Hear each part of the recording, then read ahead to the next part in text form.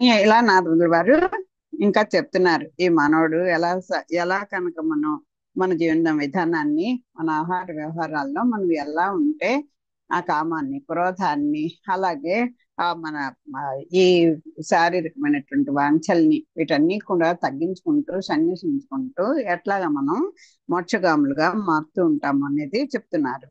ఇప్పుడు ఈ కృషి ఏదో ఒకటి చేస్తాం, దానికి సంసార సాధనాలు అవుతాయి కానీ నీకు ఈ మోక్ష సాధనాలు కావు. కుటుంబ జంజాటం వల్ల చిత్త చాంచల్యం కలుగుతుంది. ఈ మనసు ఏంటో, మనసు బాగోలేదేంటి అంటే ఆర్థికమైన బాధల్లో, మా తలకు మించిన బరువుల్లో, ఎన్నో సంసారంలో రకరకాలైనటువంటి బాధల వల్ల ఈ సంసార జంజాటం వల్ల కొంచెం మనసు వికలం అవుతూ ఉంటుంది. ఆ చిత్తాన్ని జయించాలంటే కాస్త సన్యసించాలి. ఏం చేస్తాం, వచ్చింది పిల్లాడు ఏదో పడిపోయాడు, కాలు విరిగింది, అలా బెంగ పెట్టుకుని నువ్వు మంచం పట్టేస్తే ఆ పిల్లాడికి చేసే వాళ్ళు ఎవరుంటారు? అట్లా ఆ కష్టాన్ని సుఖాన్ని కూడా భగవంతుని కాస్త భారం ఏంటి, మీకు చేతనంతలో సహాయపడండి. లేదు మన వల్ల కాలేదు, మరి ఏం చేయగలరు? డబ్బులుంటే ఇంకోళ్ళు పెడతారు, లేకపోతే ఎవరిని ఆశ్రయిస్తారు, ఏదో చేసుకోవాలంటే అన్ని బాధపడుతూ కూర్చోవడం కాదు. ఆ సన్యాసించడం అంటే దాన్ని ఉన్నటువంటి సంఘాన్ని కొంచెం తగ్గించుకోండి. అన్య సాంగత్యం విడిచిపెట్టాలి. ఇంకోటి ఏంటి, అన్య సాంగత్యం అంటే ఏదో ఈ దేవతను పట్టుకోవడం, ఆ దేవతను పట్టుకోవడం, లేకపోతే ఇంకో ఎవరు పడితే వాళ్ళు మనకి సహాయపడతారా పడరా, వాళ్ళకి శక్తి ఉందా లేదా, అసలు వాళ్ళకి ఇంట్రెస్ట్ ఉందా లేదా, అవి కూడా మనం కొంచెం ఆ ఆలోచించుకోవాలి. ముఖ్యంగా ఇంకోటి కూడా చూడండి, భిక్షాన్నం. కొంతమంది భిక్షుకులు ఉంటారు, వాళ్ళేంటి తెలుసా, వాళ్ళకు కూడా కొన్ని నియమాలు ఉన్నాయండి. ఆ భిక్షం ఎత్తుకునే వాళ్ళకు కూడా ఇదిగో ఈ రోజుకు ఓ 10 ఇళ్ళే, లేకపోతే ఒక 5 ఇళ్ళే, అలాగా ఆ 5 ఇళ్లలో ఆ 3 ఇళ్లలో ఎంత దొరికితే అంతే, దాంట్లోనే ఆ రోజు అలా గడుపుకోవాలి. అలాంటివన్నీ కూడా ఉన్నాయండి. అన్ని విధులు మనమే అనుకుని తిరిగేస్తే ఉన్న వాళ్ళు ఎక్కడ అడుక్కుంటారు పాపం. అలాంటివన్నీ కూడా, అలా భిక్షాన్నం తెచ్చుకున్నా కూడా అది కూడా మితంగా భావించండి. నీ పాప ఒకడు కుంటివాడు ఉంటాడు, గుడ్డివాడు ఉంటాడు, కదలలేడు, నీలాగే అతను భిక్షం ఎత్తుకుంటున్నాడు. నీకు ఎక్కువ దొరికింది, ఓ పిసరు పక్కన ఉన్న వాడికి పెట్టు, నీకు ఎందుకంతా పొట్ట నిండా తినేయడం అన్నట్టుగా ఆ భిక్షాలను కూడా కొంచెం మితంగా భుజించాలి. హరిని భజించాలి.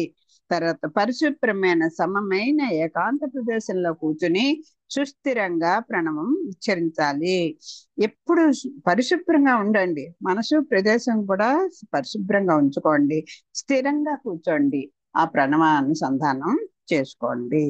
తర్వాత రేచక పూరక కుంభకాలతో ప్రాణాపానాలను నిరోధించాలి. వీటిని గాలిని పీల్చుకోవడం, దాన్ని కాసేపు కంట్రోల్ గా బంధించడం, మళ్ళీ జాగ్రత్త నెమ్మదిగా వదిలిపెట్టడం, ఈ మన ఆ ప్రాణ అపాన వాయువులు వాటిని కూడా కాస్త మన కంట్రోల్లో ఉంచుకోవడం, ఇలాంటివన్నీ చేసుకోండి.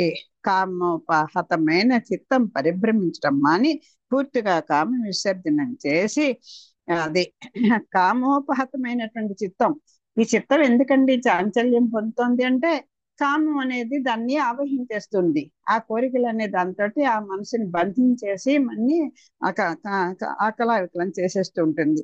అంతేత ఏం చేయాలి ఎప్పుడు, పరిభ్రమించడం మాని పూర్తిగా కామ విసర్జనం చేసి, కామోపహతమైనటువంటి చిత్తం పరిభ్రమించడం మాని పూర్తిగా కామ విసర్జనం చేసి, అది మన మనసు చుట్టూ అలా కోరికలు ఒక ఏదో పువ్వుకి చుట్టూతా ఈ 9ల దండు రాసి పరిభ్రమిస్తుంటుంది చూడండి ఆ తేనె కోసం.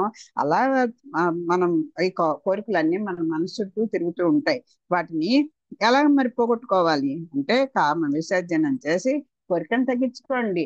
అక్కడ మధు ఉంటేనే కదా వచ్చి కూర్చుంటుంది. నీ కోరిక అనేది ఉంటే ఆ మనసు చుట్టూ చేరుతుంటుంది, కోరికలు లేకపోతే ఆ మనసు వికలం చెందదు.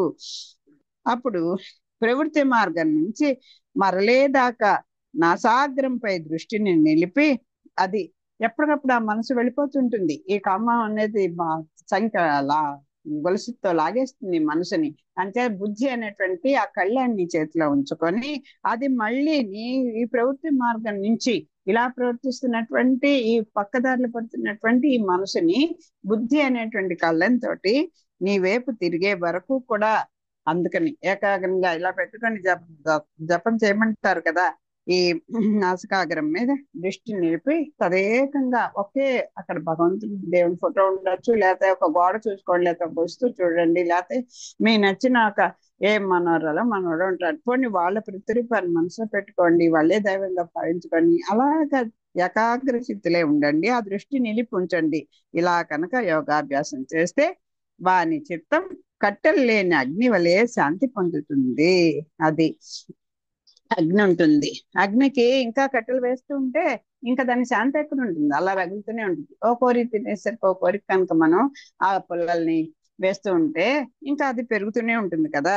అలా లేకుండా కట్టెలే వేయక మనసు అనుకోండి, కొంతసేపు మండి అది అలా తగ్గిపోతుంది. అలాగా మన మనసు కూడా ఈ శాంతి పొందుతుంది.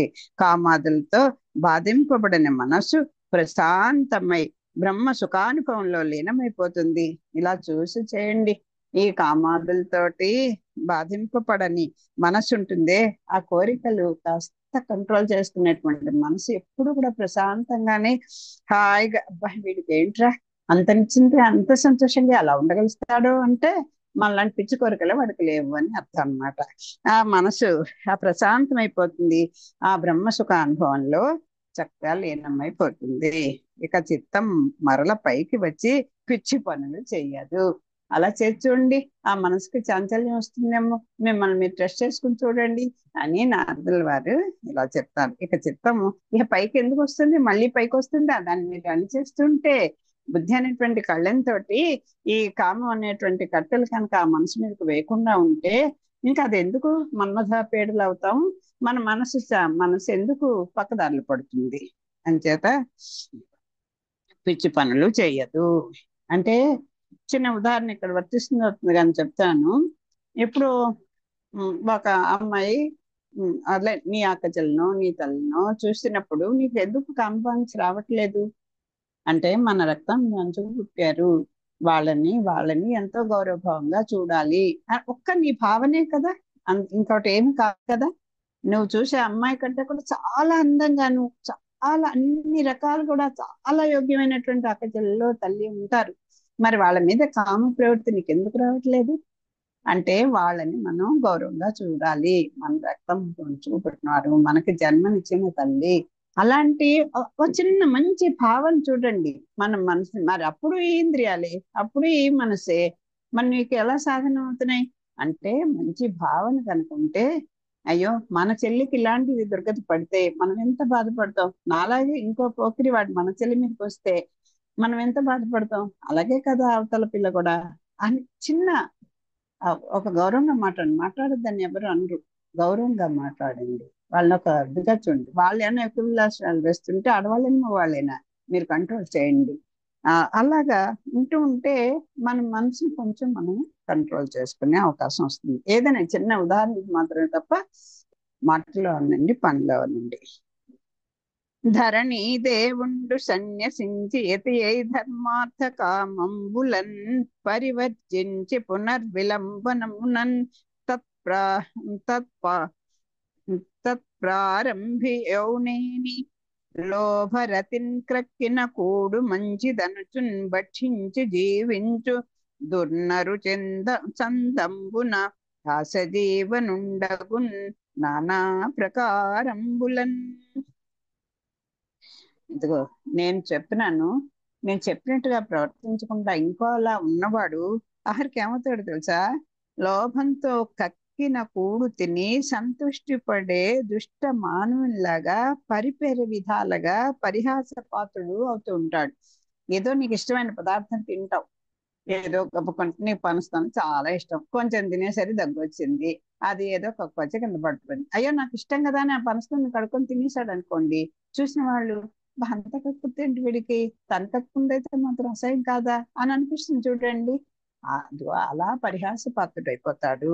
బ్రాహ్మణుడు సన్యసించి ధర్మార్థ కామాల్ని విసర్జించి యతి అయి ధర్మమును సరిగా నిర్వర్తించగా మరల సంసార చక్రంలో మొదటికి వస్తే అప్పుడు అతడు లోభంతో కక్కిన కూడు తిని సంతుష్టి పడే దుష్ట మానవుల్లాగా పరిపరి విధాలుగా పరిహాసపాత్రుడు అవుతారు.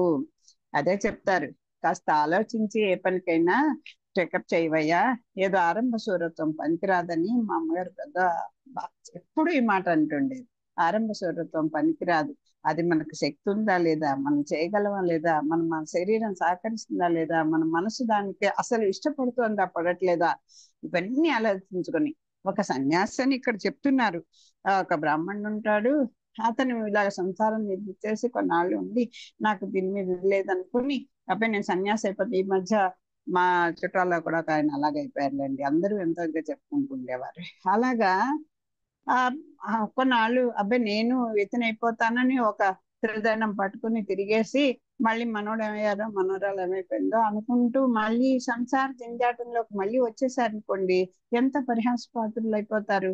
అలాగే మన మీద కూడా మన విలువని నిలబెట్టుకోవాలంటే మన ఒక సిస్టమేటిక్ లైఫ్ ని అలవాటు చేసుకోవాలి, మన ఒక టైం టేబుల్ పెట్టుకోవాలి.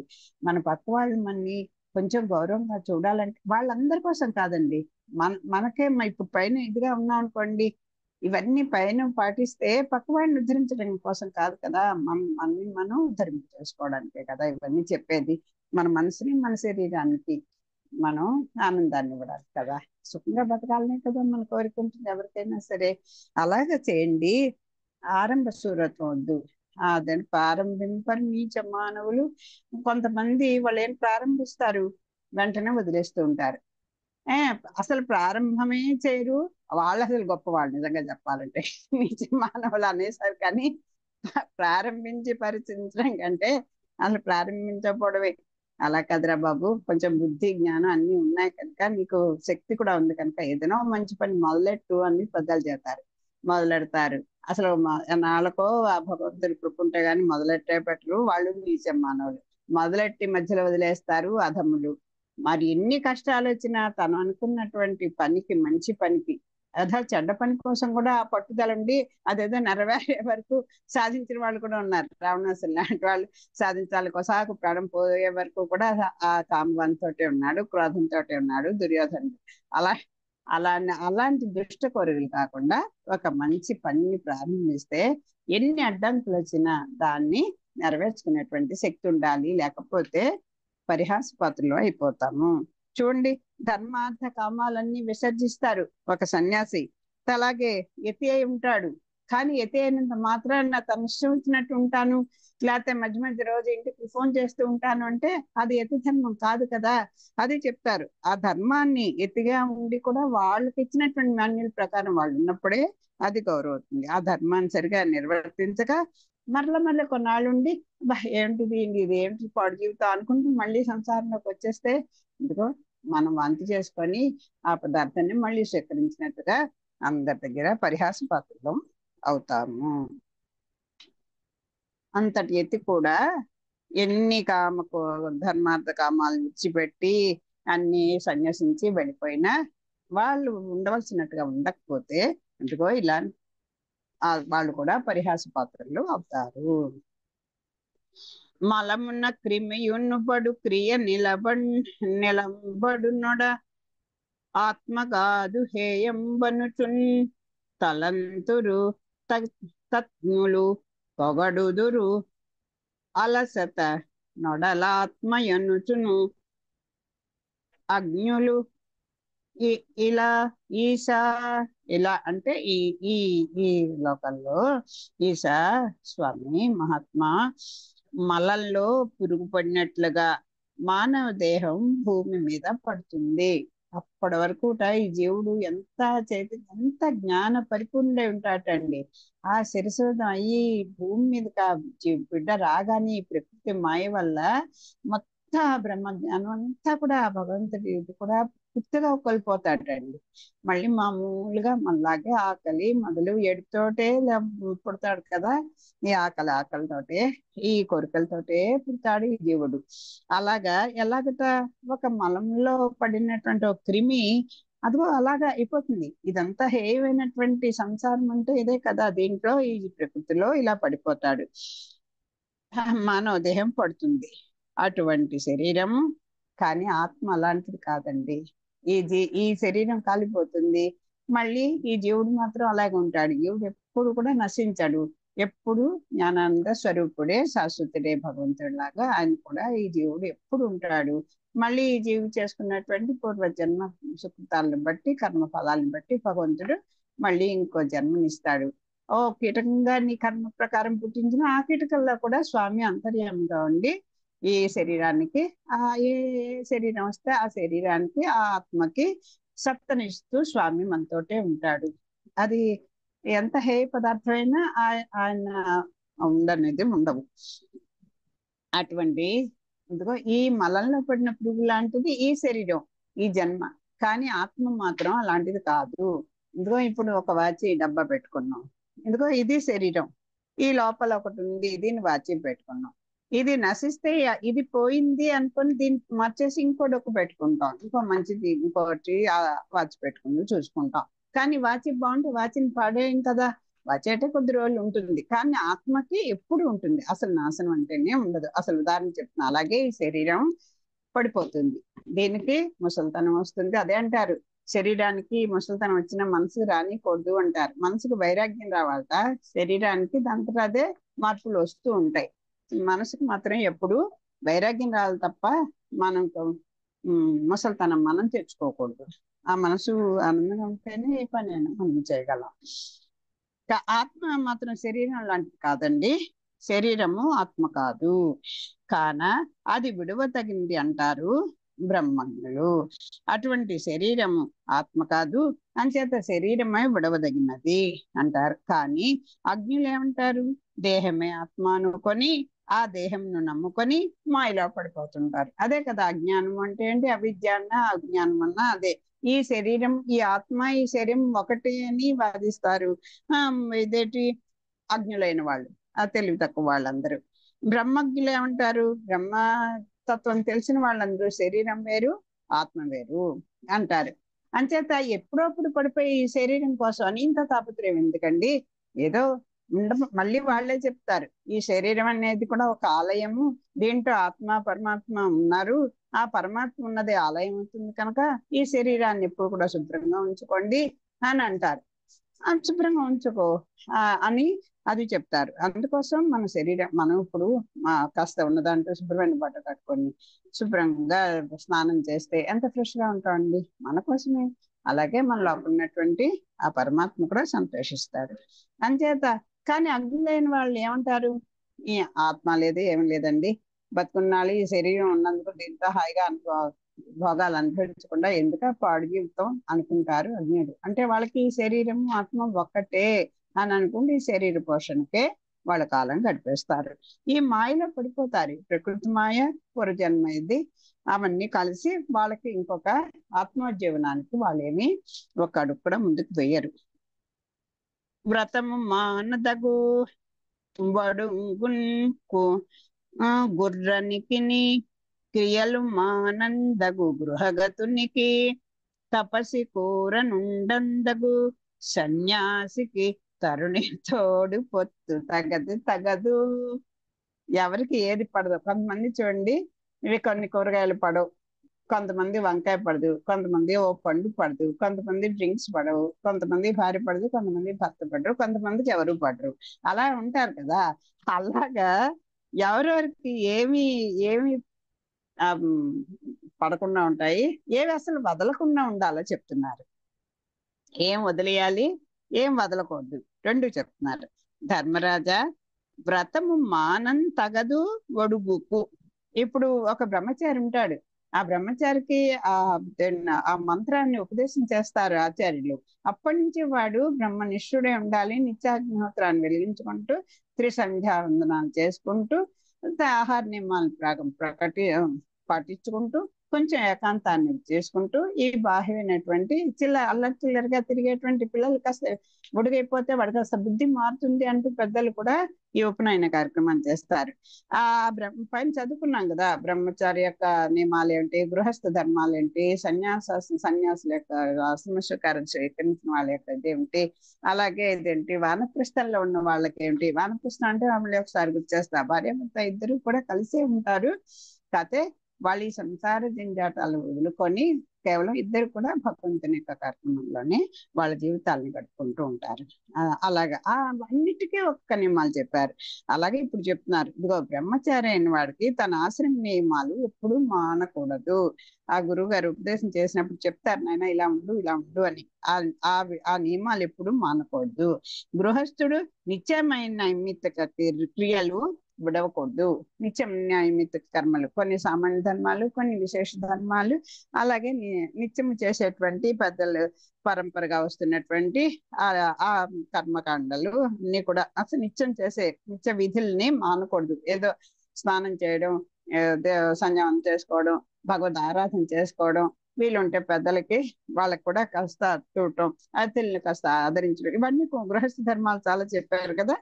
వాటిని ఆ నిత్య నైమిత్తిక కర్మల్ని గృహస్థు వదలకూడదు.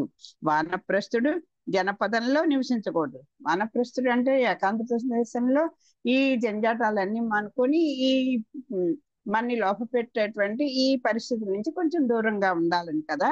అంచేత జనపదంలో వాళ్ళు ఉండకూడదు. సన్యాసికి స్త్రీల ఆలోచన అసలు రాకూడదు. నేను అన్ని వదిలేసాను, నా భార్యను వదిలేసాను, కుటుంబాన్ని వదిలేసాను అనుకుంటూ అక్కడికి వచ్చేటువంటి స్త్రీలోలుడు అయిపోతే ఇంకా ఏంది ఆ సన్యాసానికి ఉపయోగం లేదు కదా. అంతే స్త్రీల యొక్క ఆలోచన అస్సలు సన్యాసులకి రాకూడదు. ఈ విధంగా బ్రహ్మచర్య, గృహస్థ, వానప్రస్థ, సన్యాస, ఆశ్రమ విధులు చెప్పబడ్డాయి. ఈ విధంగా ఎవరెవరు ఏమేంటి తప్పనిసరిగా ఆచరించవలసిన విషయాల్ని 4 ఆశ్రమాల యొక్క ధర్మాల్ని చెప్తున్నారు. రథము మేనల్ల సారథి బుద్ధి, ఇంద్రియ గుణము గుర్రములు, పగ్గములు మనము, ప్రాణాది 10 విధ పవనంబులు ఇరుసులు, ధర్మాధర్మగతులు రథాంగకములు, బహుళ తరం పైన బంధంబు చిత్తంబు, శబ్దాదికములు సంచార భూములు, అభిమాన సంయుతుండైన జీవుండు రథి, ఘనతర ప్రణవంబు కార్ముకంబు. ఇది అప్లచర్సం చాలా బాగా చెప్తారండి. మనం అసలు ఈ మానవుడు అదేంటి ఈ శరీరం ఒక రథం అనుకోండి. ఆ రథం ఎక్కిన వాడు ఒక సారథి కదా, రథాన్ని నడిపేవాడు ఒక సారథి. అలాగే ఆ రథానికి అటు ఇటు చక్రాలు ఉంటాయి. ఆ చక్రాలని ఉతగా ఒక అడ్డుకర్ర ఉంటుంది. దానికి ఆ గుర్రాలు కట్టడానికి ఒక నిలువురా ఇది ఉంటుంది. ఎడ్ల బండి అయినా సరే, లేదు గుర్ర బండి అయినా సరే, ఆలోచించండి. అలా ఉంటే తర్వాత ఒక కార్మికుడై ఉంటాడు, ధనుసు పట్టుకుని ఉంటాడు. అలాగే పగ్గాలు పట్టుకుంటాడు. ఎందుకని అటు ఇటు ఆ గుర్రాలు పరిగెట్టకుండా. ఇవన్నీ ఉంటాయి కదా. ఇలా మనం చూసుకుంటే మరి మన శరీరం ఒక రథం అనుకుంటే వీటిని ఎలా భావించాలి? అది మళ్ళీ పక్కదారి పట్టేయకుండా సరైన ఎత్తుపల్లాల్లో మళ్ళీ ఆ రథం పక్క పడిపోకుండా ఎక్కడ గమ్యాన్ని చేరుకోవడానికి ఏ దారం పెడితే చక్కగా మనం ప్రయాణం చేయగలము అని సుగమమైనటువంటి మార్గం ఎంచుకోవాలి కదా. రావాలంటే ఆ రథికుడు ఆ పగ్గాన్ని తన చేతిలో పట్టుకొని జాగ్రత్తగా నడుపుకోవాలి కదా. అలాగా చెప్తున్నారు ఇక్కడ. శుద్ధ జీవుండు బాణంబు శుభదమైన బ్రహ్మ మంచిత లక్ష్యంబు, పరులు రాగ భయ మద ద్వేష శోక లోభ ప్రమోహ మాన మత్సరములు, ముఖములు మానవేంద్ర. అది ఆ రథం పెడుతూ ఉంటే ఎన్నో అడ్డంకులు, కొన్ని ముళ్ళు ఉండొచ్చు, ఎవరో అడ్డుదారి వచ్చేసేచ్చు, లేకపోతే ఎవరో మనకి కబలించడానికి రావచ్చు. ఇవన్నీ కూడా ఏమిటో చెప్తున్నారు. ఎంత చక్కగా ఉంటుందో చూడండి. ఇది చూద్దాం. రథము మేనెల్లా సారథి బుద్ధి, ఇంద్రియ గుణము గుర్రములు, పగ్గములు మనము, ప్రాణాది 10 విధ పవనంబులిరుసులు, ధర్మాధర్మగతులు రథాంగకములు, బహుళ తరం వైన బంధంబు చిత్తంబు, శబ్దాదికములు సంచార భూములు, అభిమాన సంయుతుండైన జీవుండు రథి, తన ఘనతర ప్రవణంబు కార్ముకంబు, శుద్ధ జీవుండు బాణంబు శుభదమైన బ్రహ్మ మంచిత లక్ష్యంబు, పరులు రాగ భయ మద ద్వేష శోక లోభ ప్రమోహ మానమత్సర ముఖములు మానవేంద్ర. ధర్మతత్వం తెలుసుకో. ఈ శరీరం ఒక రథం. జాగ్రత్తగా మేము ఆకలించేసుకుందాం. ఈ శరీరము ఒక రథం, బుద్ధి సారథి. గుర్తుపెట్టుకున్నాం, ఈ శరీరం ఒక రథం అనుకున్నాం, మన బుద్ధి ఆ రథాన్ని నడిపేటువంటి సారథి. ఇంద్రియాలు ఏమిటి? గుర్రాలు. ఆ గుర్రాలని కనుక ఆ కళ్ళెం వేసి మన చేతిలో కనుక ఆ ముక్కులకి వేస్తారు, ఆ గుర్రపు ముక్కుల్లోంచి నా నా ఆ ఏంటి ఆ తాడుని పెట్టి ఆ గుర్రాలకి ఉన్నటువంటి తాళ్ళని నాలుగిటిని మన రథికుడి చేతిలో పెట్టుకుంటాడు. పెట్టుకుంటే అవి ఇష్టం అంటున్నట్టు పరిగెత్త. అవి ఏమిటి? ఆ గుర్రాలు ఇంద్రియాలట. మనస్సు ఏమిటి? కళ్ళెం. ప్రాణ అపాన వ్యాన ఉదాన సమాన నాగ కూర్మ కృకర దేవదత్త ధనంజయములనే దశవిధ పవనాలు ఇరుసులుట. కళ్ళెం, దాని కళ్ళెం వేసి పట్టుకోవాలంటారు కదా, అది అటు ఇటు వెళ్ళిపోకుండా అది కళ్ళెం మనసుట. ప్రాణము అపానము వ్యానము ఉదానము సమానము నాగ కూర్మ కృకర దేవదత్త ధనంజయములు అనేటువంటివన్నీ కూడా ఈ 10 ఇట పవనాలు అంటే గాలులు ఇరుసులుట. ఆ ఇరుసు అటు ఇటు ఊగుతుంటాయి కదా, నడుస్తున్నప్పుడు కనుక ఇంటి పక్కలకి ఇలా ఊగుతుంటాయి, అవి ఇరుసులుట. ధర్మము అధర్మము రెండు చక్రాలు. ఈ రెండు చక్రాలట. ఏది? ధర్మం అధర్మం. చిత్తం అంటే బుద్ధి కఠినమైన బంధం. అది ఆ చిత్తం అంటే దృఢ సంకల్పంతో ఉండాలి. బుర్ర ఎక్కడొకటి పెట్టుకున్నాం అనుకోండి, ఈ కళ్ళాలని వదిలేస్తాం, మనం ఎటో వెళుతున్నామో తెలియదు, ఎత్తి పొలాలు తెలియదు, ఆ గుర్రాలను ఎటు నడిపించాలో తెలియదు. అంతే, అది ఆ బుద్ధిని స్థిరసిత్తంగా అది కఠినమైనటువంటి బంధంట. అలా దాన్ని మనం మన కంట్రోల్లో ఉంచుకోవాలి. శబ్ద రస రూప స్పర్శ గంధాలు రథం సంచరించే ప్రదేశాలు అంటే కదా, ఇప్పుడు ఈ పంచేంద్రియాలకి శబ్ద రస రూప స్పర్శ గంధాలు కదా ఈ పంచేంద్రియాల యొక్క గుణాలు. అవి చేసే పనులు అవి కదా. అటువైపు ఏది కాస్త బాగుంటే దానికి ఆహారం ఏదైనా మంచిది దొరికింది అనుకోండి, గుర్రాలు ఎటు కావాలంటే అటు వెళ్ళిపోతాయి కదా. అలా వెళ్ళిపోకుండా అవన్నీ ఏమిటి? ఆ రథం సంచరించే ప్రదేశాలు. ఎక్కడ ముక్కుకు బాగుంది, ఎక్కడ చెవికి బాగుంది, ఎక్కడ చూడడానికి బాగుంది, ఎక్కడ హాయిగా ఆస్వాదించడానికి బాగుంది, అలా చూసుకొని ఇంద్రియాలు పరుగులు పెడతాయి. అలాగే అవి కదా రథాలు.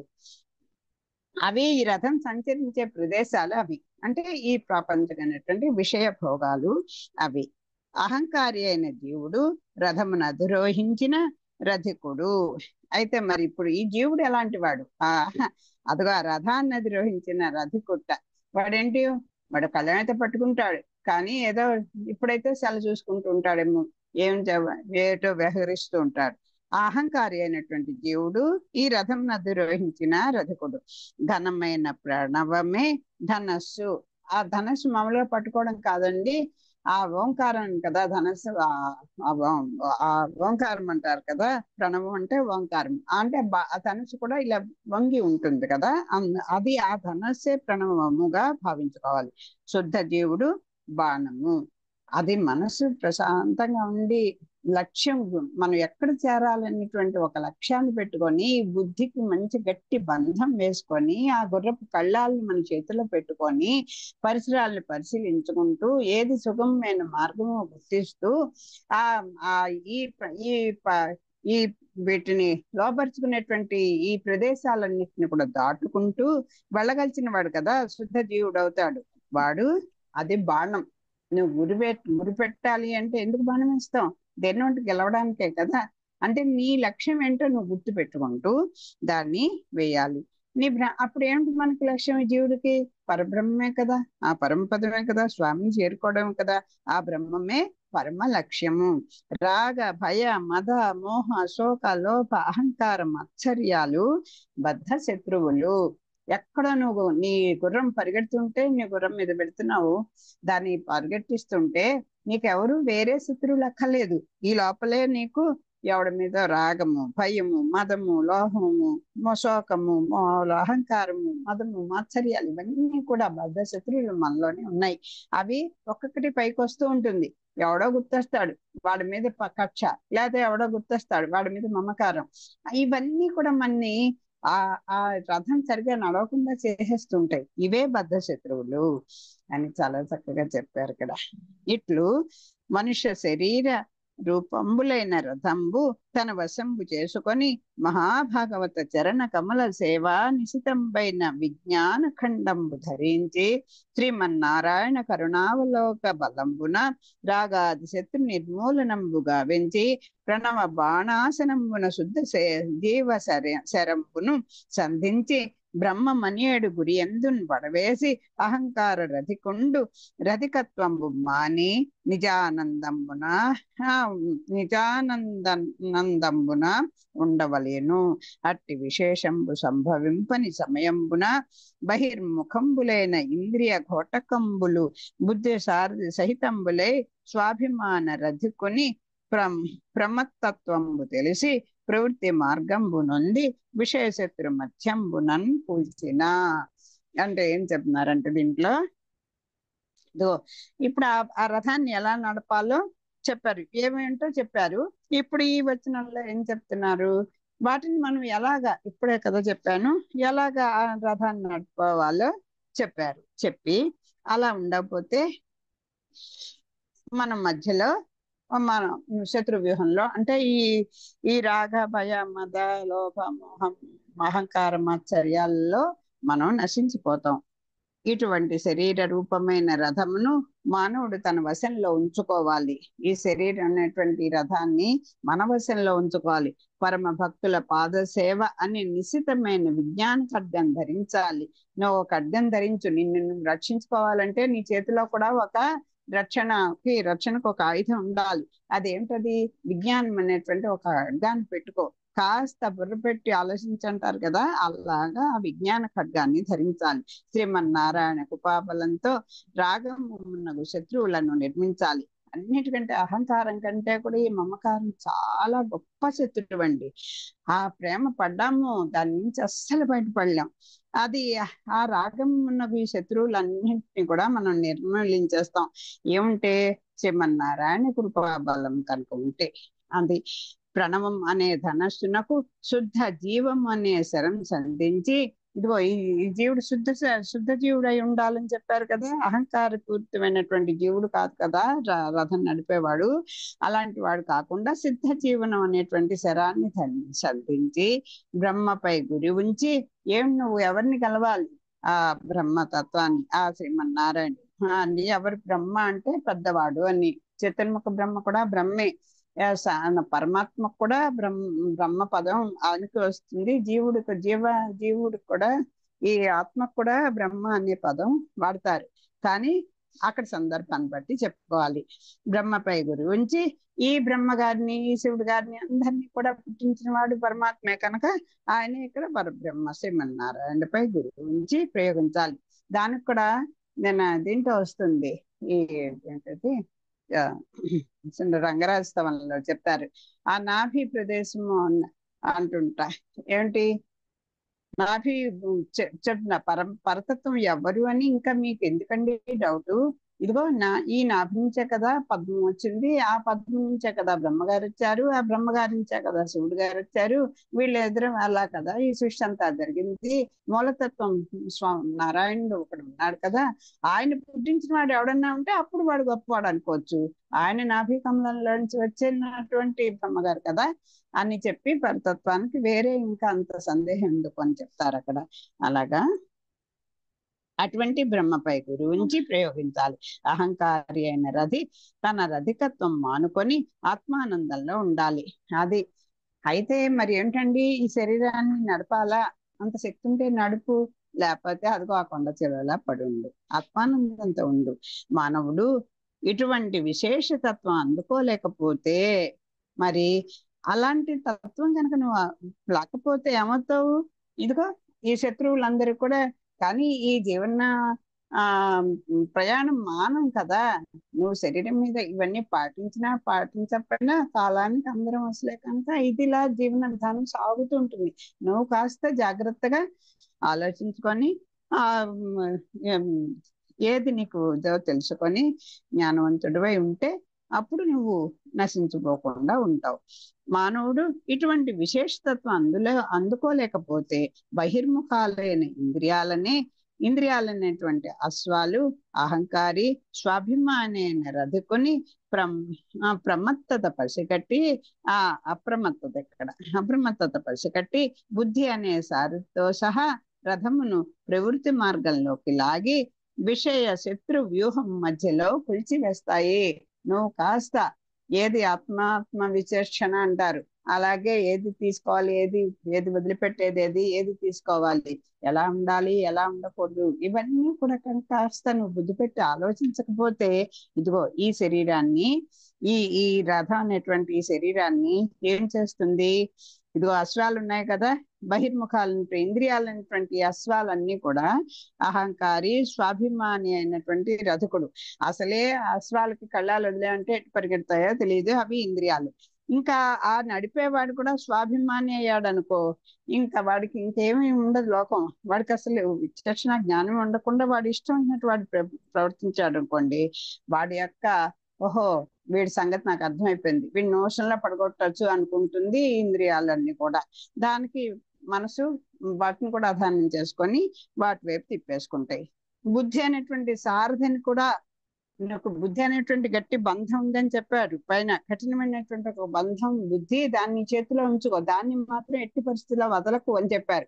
కానీ నువ్వు ఇలా కనుక ఉండకపోతే, ఆ విశేషతత్వాన్ని అందుకోలేకపోతే, ఇప్పుడు నేను పైన చెప్పిన విధంగా నువ్వు అప్రమత్తుడివై ఉండకపోతే, నీ యొక్క వీక్నెస్ ని, నీ బలహీనతల్ని, ఇదిగో ఈ అహంకారి అయినటువంటి అభిమాని అయినటువంటి ఈ రథకుని యొక్క బలహీనతలన్నిటిని కూడా ఇంద్రియాలైనటువంటి అశ్వాలు కబళించేస్తాయి. ఆ సారథితో సహా, బుద్ధి అనేటువంటి సారథితో సహా, బుద్ధి ఉంది, దాన్ని కూడా పడగొట్టేసేటువంటి శక్తి గలది ఈ ఇంద్రియాలు, ఈ మనసు. ఆ సారథితో సహా రథమును ప్రవృత్తి మార్గంలోకి లాగి విషయ శత్రు వ్యూహం మధ్యలో కూల్చివేస్తాయి. శత్రువులు ఏవో పది చెప్పారు కదా, రాగము, భయము, మదము, మోహము, శోకము, లోహము, అహంకారము, మాత్సర్యాలు, లోభం, మోహ, మద, మాత్సర్యాలు అనేటువంటి ఈ షడ్గుణాలలో మన్ని ముంచి వేచేస్తాయి, కూల్చేస్తాయి ఆఖరికి. అంచేత చూడండి, ఇంద్రియాలని మనస్సుని ఒక వర్గంగా పెట్టారు, ఆ బుద్ధి అనే దాన్ని ఒక గట్టి బంధము అని చెప్పారు, కఠినమైనటువంటి బంధం. చిత్తం కఠినమైన బంధం, అది ఆ బుద్ధి అంటే. హృదయం అని, మనసు అని, మనసుకి బుద్ధికి అన్నిటికీ చిత్తం అనేస్తాం, కానీ బుద్ధి అనేది అంటే ఏది దాని మీద కొంచెం వివేకం కలిగి ఉండడం. మనసు అలాంటిది కాదు, మన ఇంద్రియాలని ప్రేరేపింపచేస్తుంది. బుద్ధి చెప్తుంది, వద్దు నాన్న ఇప్పుడు అలా వెళ్ళకు, ఇది నీకు టైం కాదు, ఇది నీకు అనువైన కాలం కాదు, ఇప్పుడు నీ శక్తి అది కాదు, ఇప్పుడు నీ పరిస్థితి అది కాదు, అన్ని చెప్తుంది పాపం. కానీ మనం వినం, పెద్దల మాటలాగా కొట్టి పారేస్తాం. విషయ శత్రులెల్ల విక్రాంతితోడ సారథి సమేతుండైన రథికున్ బట్టి యుగ్రతిమిర మృత్యుయుతమగు సంసార కూప మధ్యంబునందు కూల్చురధిపా. ఇంకా ఏంటి అధిపా, ఈ విషయ వాసనలు అనేటువంటి శత్రువులు విజృంభించి సారథి సమేతంగా రథికుణ్ణి పట్టుకొని భయంకరమైన ఆ అంధకారావృతమైన మృత్యు గహ్వరమైన సంసార కూపంలోకి కూల్చివేస్తాయి. ఇంకా మీకు ఆఖరి మాటగా చెప్తున్నాను, మీకు అర్థం చేసుకుంటే చేసుకోండి అన్నట్టుగా చెప్తున్నారు. పైన చెప్పారు, ఇదిగో ఈ విషయ వాసనలు అనేటువంటి శత్రువులు ఉన్నాయే, అనిపించు ప్రకృతి ఈ బాహ్యమైనటువంటి ఈ విషయ వాంఛలు అనేటువంటి ఆ వాసనలు అనేటువంటి శత్రువులు ఉన్నాయే, అవి రోజు సెకండ్కి నిన్ను అలా తన వైపు తిప్పేసుకుంటాయి. ఆ రథాన్ని నడిపేటువంటి ఆ సారథిని, ఆ రథికుణ్ణి, సారథి సమేతంగా ఆ రథికుణ్ణి కూడా పట్టుకుంటాయి. భయంకరమైనటువంటి అంధకారం ఆవరించి ఉన్నటువంటి గహ్వరమైనటువంటి ముచ్చుకు దారి, అది ఒక ద్వారం లాంటిది. ఈ సంసార కోపం అనేటువంటి దాంట్లోనూ కూల్చివేస్తాయి. సంసారం అంటే జన్మ మరణ చక్రంలోకి మళ్ళీ పుడుతుంటావు, చేస్తుంటావు, మళ్ళీ పుడతావు, మళ్ళీ ఏ రకమైనటువంటి కర్మ కొద్దీ నీకు ఏ రూపం, ఏ శరీరం ధరించినా ఈ కోరికలు అనేవి లాగే కొంచెం కాస్త అటు ఇటు తేడాగా, కాస్త మనిషికి అయితే కాస్త బుద్ధి వికాసం కూడా ఉంటాయి. అవి కూడా లేకుండా పశువులాగే మనకి ఈ జన్మ వచ్చినా కూడా అలాగే ఉంటా ఉంటే అది మన కర్మం బట్టి. అలాగా ఏవైనా సరే